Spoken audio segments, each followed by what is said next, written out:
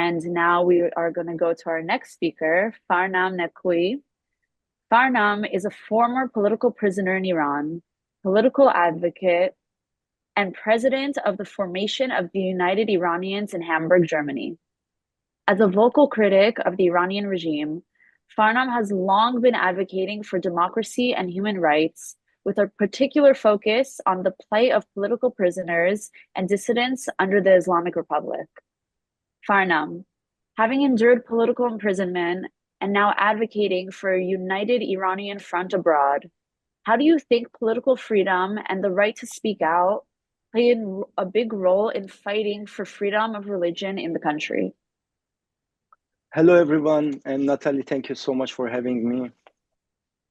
We are here in exile, but we are living in Europe, a free world, where we have political freedom. We are even free to choose our religion. However, our activities here do not help the people inside Iran in terms of religious freedom, because under the Islamic Republic, you must be Muslim and Shia. If you choose another religion, you will be killed. Let me tell you about the past. As you know, before the Islamic Revolution in Iran, during the reign of Reza Shah I and later Muhammad Reza Shah Pahlavi, the people of Iran, regardless of their religion or beliefs, lived alongside one another. People of different faiths were active in various sectors, including education, politics, the military, healthcare, and more. One person was Jewish and held a seat in the Senate. Another was Baha'i and served in an important military position. Another was Zoroastrian and was part of the prime minister cabinet.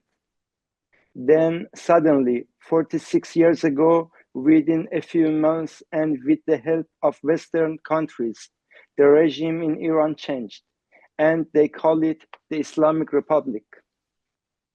The situation became difficult for all Iranians who were not Muslim and Shia, but it was even harder for Iranian Jews.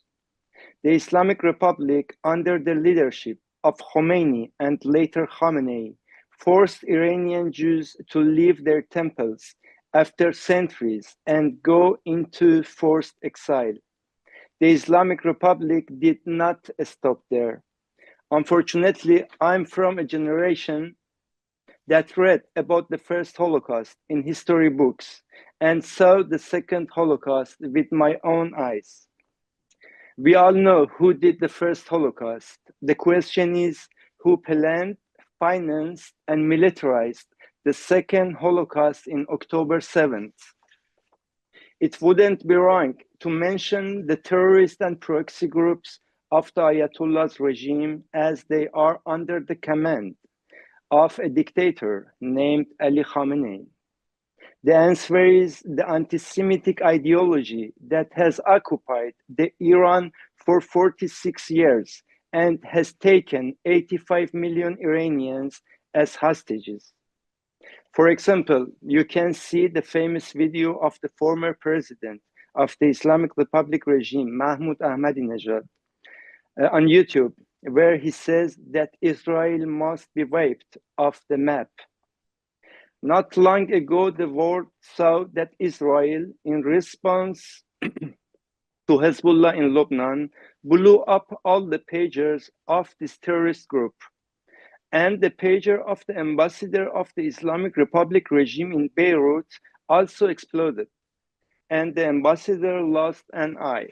Question: why does the ambassador of one country have the pager of another country's terrorist group? What evidence do superpower countries need to call the IRGC and the entire regime occupying Iran as terrorists? When will America and Europe stand by the people of Iran and Israel and finish Islamic Republic once for all? My dear friends, if tomorrow morning the first news in the world is the complete destruction of the terrorist and proxy forces of the Islamic Republic by the Israeli army, do you think Israel, the Middle East, and the world will be safe and at peace forever? No, the world will not be at peace until the Ayatollah regime in Iran is overthrown.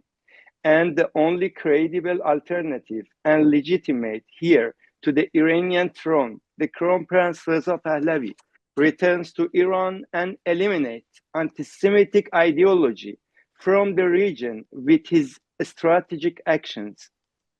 That day will come soon, and you, my dear friends, will see that after the transition, by holding a democratic referendum, the majority of the Iranian people's vote is for a constitutional monarchy, because my people are calling for it on the street of Iran. As an Iranian who is political activist against the regime of the Islamic Republic, I have a message to the people, the army, and the Prime Minister of Israel, Mr. Benjamin Netanyahu. Help us send our common enemy, the Islamic Republic, to garbage of history once and for all, and establish a legacy of stability and peace. To the US and Europe leaders, our nation knows well that regime change in Iran is only possible by their own hands. But let's achieve maximum support for people of Iran by not dealing with brutal Islamic Republic regime and its proxies. Thank you so much, Natalie.